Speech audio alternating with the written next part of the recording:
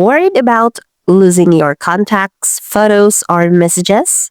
In this video, I'll show you how to back up your Android phone step by step so your data stays safe and even if your phone doesn't. So, let's get started. First, go to Settings.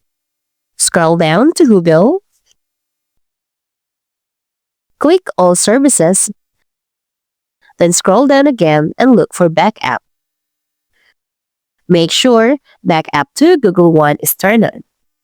This backs up your apps, photos and videos, contacts, call history, SMS, and even settings. To check backup data info, you may click Google account data, and from here, you will see all of the stuff to be backed up. Now click three dots below and tap Sync. Tap Backup Now to start the process manually.